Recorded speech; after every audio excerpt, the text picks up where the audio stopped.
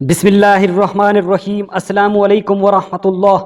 ہمارے نبی کریم صلی اللہ علیہ وسلم نے فرمایا، میں علم کا سمندر ہوں، علی علم کا دروازہ ہے۔ حضرت علی رضی اللہ تعالی عنہ نے فرمایا، کیا یہ عمل ہمارے گھروں میں تو نہیں ہو رہے؟ ہمارے رزق میں اتنی تنگی کیوں آتی ہے؟ کیا ہمارے رزق کا دروازہ بند ہونے والا ہے یا بند ہو چکا ہے؟ اگر ایسا ہے، رزق کا دروازہ کیوں بند ہوتا جا رہا ہے؟ حضرت علی رضی اللہ تعالی عنہ نے رزق کی کمی کے سبب کیا فرمایا ہے؟ ہمارے محترم ناظرین سے دست ادب گزارش ہے، اس ویڈیو کو پوری ضرور دیکھیں تاکہ ہم اپنے گھروں کی اصلاح خیر کر سکیں۔ شکریہ۔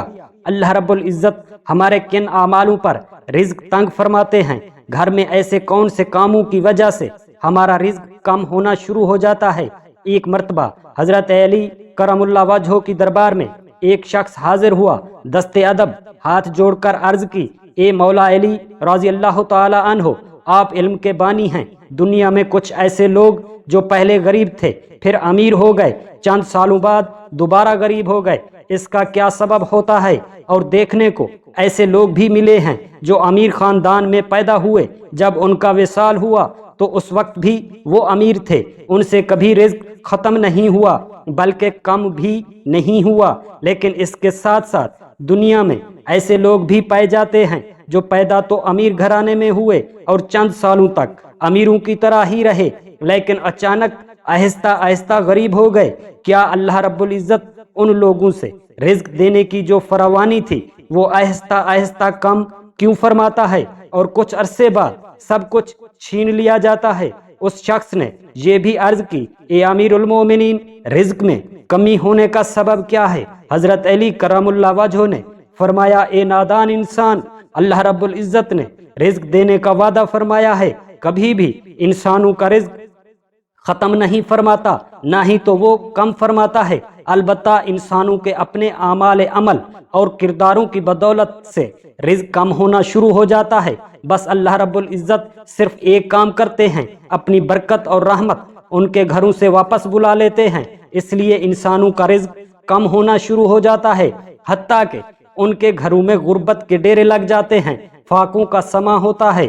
اس شخص نے عرض کی، امیر المومنین، ہمارے کون سے ایسے عمل اور کردار ہیں جن کی بدولت اللہ رب العزت اپنی رحمتیں اور برکتیں ان گھروں سے اٹھا لیتے ہیں؟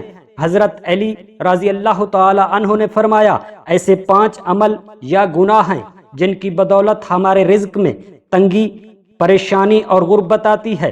نمبر 1، سود کا کاروبار۔ صحیح بخاری میں حدیث میں آپ صلی اللہ علیہ وسلم کے پاس حضرت جبرائیل علیہ السلام اللہ رب العزت کا حکم لے کر آپ کے پاس حاضر ہوئے اور فرمایا، اے اللہ رب العزت کے پیارے نبی کریم حضرت محمد صلی اللہ علیہ وسلم، جو لوگ سود کا کاروبار کرتے ہیں، ایک دوسرے کو سود پر اپنی اشیاء کا بہت بڑا منافع رکھتے ہیں یا روپے پیسوں کے عوض دگنے روپے وصول کرتے ہیں، ان لوگوں کو روز قیامت اس طرح اٹھایا جائے گا کہ ان کے چہرے مسخ کر دیے جائیں گے، یعنی ان کے چہرے مسمار کر دیے جائیں گے۔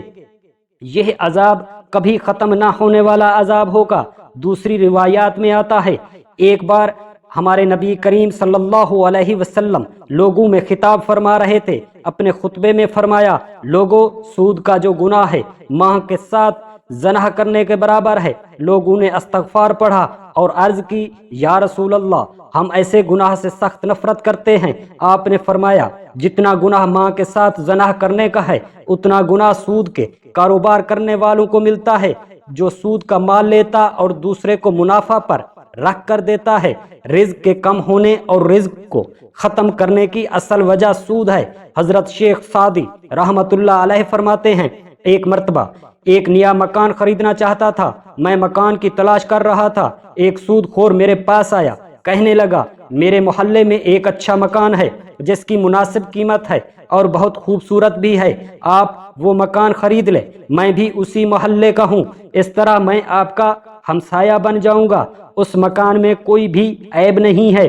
حضرت شیخ سعدی رحمت اللہ علیہ فرماتے ہیں، نادان بندے، اس سے بڑا عیب اور کیا ہو سکتا ہے کہ تو میرا ہمسایہ بن جائے، کیونکہ تو سود کا کاروبار کرتا ہے، اس سے بڑا عیب اور کیا ہوتا؟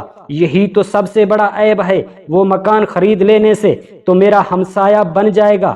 اگر وہ مکان مجھے مفت میں بھی ملے تو میں ایسا مکان کبھی نہ خریدوں۔ نمبر 2، حضرت علی کرم اللہ وجہ نے فرمایا، دوسرا سب سے بڑا گناہ یہ ہے تم کسی نیک اور پرہیزگار خاتون پر الزام اور تہمت لگاؤ۔ اللہ تعالیٰ جل شانہ قرآن پاک میں فرماتے ہیں، جو لوگ نیک عورتوں پر تہمت لگاتے ہیں وہ عورتیں ہر وقت میری رحمت کی آغوش میں رہتی ہیں۔ اس مومن خاتون پر ہر پل میری رحمت کی کرنیں پڑتی رہتی ہیں۔ وہ پردے میں رہ کر نماز ادا کرتی ہیں، متقی اور پرہیزگار ہیں۔ جو لوگ ایسی عورتوں پر تہمت لگاتے ہیں، مجھے قسم ہے اس ذات کی، میں اس وقت تک ان لوگوں کو معاف نہیں کروں گا جب تک وہ نیک عورتیں تہمت لگانے والے شخص کو خود معاف نہ کر دیں۔ جس طرح ماں اپنی اولاد کے خلاف الزام یا تہمت پسند نہیں کرتی، اسی طرح اللہ رب العزت بھی اپنے نیک بندوں کے خلاف الزام یا تہمت پسند نہیں فرماتے۔ ایک مرتبہ حضرت عیسیٰ علیہ السلام کے پاس ایک بوڑھی خاتون نے عرض کیا، اللہ کے پیارے پیغمبر، میرے شوہر کا انتقال ہو گیا ہے، ان کی یاد بہت آتی ہے، وہ ہر روز میرے خواب میں آتے ہیں اور کہتے ہیں میری قبر کھود کر دیکھو، ہر روز میرے خواب میں آ کر قبر کھودنے کی طلب کرتے ہیں۔ حضرت عیسیٰ علیہ السلام میں بہت دور سے چل کر آئی ہوں، یہ مسئلہ آپ کے پاس لے کر آئی ہوں۔ حضرت عیسیٰ علیہ السلام نے فرمایا، قبرستان چلتے ہیں، وہاں دیکھ کر معلوم ہوگا کہ کیا معاملہ ہے۔ آپ بوڑھی خاتون کو ساتھ لے کر قبرستان پہنچ گئے جہاں بوڑھی خاتون کے شوہر کی قبر تھی۔ قبرستان جا کر حضرت عیسیٰ علیہ السلام نے فرمایا، تم بتاؤ تمہارے شوہر کی قبر کون سی ہے؟ بوڑھی عورت نے ہاتھ کے اشارے سے بتایا، یہ قبر ہے۔ حضرت عیسیٰ علیہ السلام قبر پر کھڑے ہو کر اللہ رب العزت سے دعا کرتے ہوئے فرمایا، اے قبر کے اندر سونے والے انسان، اللہ رب العزت کے حکم سے کھڑا ہو جا۔ اے نادان انسان، اٹھ، جاگنے کا وقت ہے۔ مردے بھی اللہ رب العزت کے حکم کی اطاعت کر رہے ہیں، ہم تو زندہ ہیں، جان بوجھ کر اللہ کے حکم کو کہتے ہیں، اللہ خیر کرے گا۔ قبر سے جو مردہ باہر نکلا، بوڑھی خاتون دیکھ کر حیران رہ گئی اور بے ہوش ہو گئی۔ جب تھوڑی دیر کے بعد اس بوڑھیا خاتون کو ہوش آیا، دیکھا اس کے خاوند انسان کا جسم تو انسان کا تھا مگر چہرہ مسخ کر دیا گیا تھا۔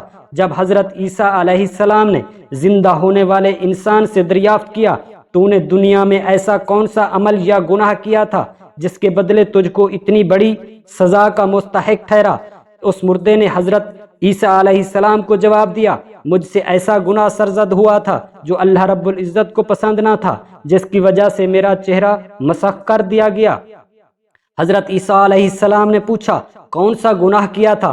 قبر سے کھڑے ہونے والے انسان نے کہا، میں نیک پردہ دار اور پرہیزگار عورتوں پر تہمت لگایا کرتا تھا، جس کی وجہ سے یہ سزا بھگت رہا ہوں، اور روز محشر ان لوگوں کے ساتھ اسی شکل میں اٹھایا جاؤں گا جن کے چہرے مسخ کر دیے گئے ہیں۔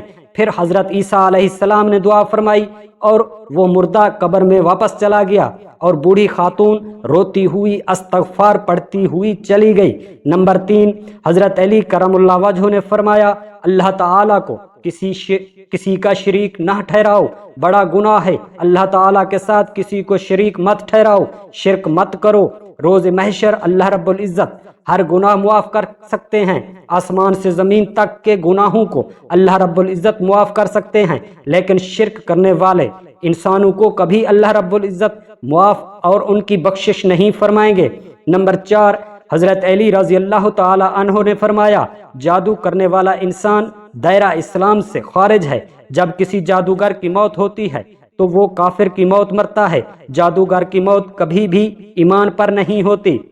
نمبر 5، حضرت علی رضی اللہ تعالی عنہ نے فرمایا، کسی ناحق انسانوں کو دکھ اور تکلیف دینا سب سے بڑا گناہ ہے۔ کسی کو دکھ دینا، کسی کا جینا محال کر کے خوش ہونا یا کسی کو رلا کر خوش ہونا سب سے بڑا گناہ ہے۔ حضرت علی رضی اللہ تعالی عنہ نے فرمایا، ان 5 بندوں سے اللہ پاک روز قیامت سخت حساب لے گا، اور دنیا میں ان بندوں سے اللہ تعالی رزق چھین لیتا ہے۔ ہمارے نبی کریم صلی اللہ علیہ وسلم نے ارشاد فرمایا، بے شک آدمی اپنے کرموں کی وجہ سے رزق سے محروم ہوتا ہے، گناہوں کی سبب جس کو وہ اختیار کرتا ہے۔ ابن ماجہ میں عبداللہ بن عمر رضی اللہ تعالی عنہ سے روایت ہے، ہم 10 آدمی آپ صلی اللہ علیہ وسلم کی خدمت میں حاضر ہوئے۔ آپ نے فرمایا 5 ایسے عمل ہیں جن سے میں خدا کی پناہ چاہتا ہوں، اگر تم ان کو پاؤ، جب کسی قوم نے بے حیائی کے افعال علم انسان ہونے لگے تو ایسی بیماریوں میں گرفتار ہو جاؤ گے جو ان کے بڑوں کے وقت میں یہ بیماری نہ تھی، اور جب کوئی قوم ناپنے تولنے میں کمی کرے گی وہ تنگی اور ظلم میں مبتلا ہوگی، اور کسی قوم نے زکوٰۃ دینا بند کر دیا اس قوم پر باران رحمت بارش نہیں ہوگی۔ اللہ تعالیٰ نے بنی اسرائیل سے فرمایا جب تم میری اطاعت کرتے ہو میں راضی ہوتا ہوں، اور جب میں راضی ہوتا ہوں تمہارے گھروں میں برکتیں عطا فرماتا ہوں۔ خبردار کسی کو کوئی انتہا نہیں، اور جب میری اطاعت نہیں ہوتی میں غضبناک ہو جاتا ہوں، میری اطاعت نہ کرنے والوں پر غضب نازل کرتا ہوں اور ان پر لعنت کرتا ہوں، اور میری لعنت کا اثر 7 پشتوں تک پہنچتا ہے۔ اللہ رب العزت اپنے احکام اور اپنے برگزیدہ بندوں کے بتائے ہوئے عمل پر چلنے کی توفیق عطا فرمائے، اور اللہ رب العزت ہم سب مسلمانوں کا حامی و ناصر ہو، آمین۔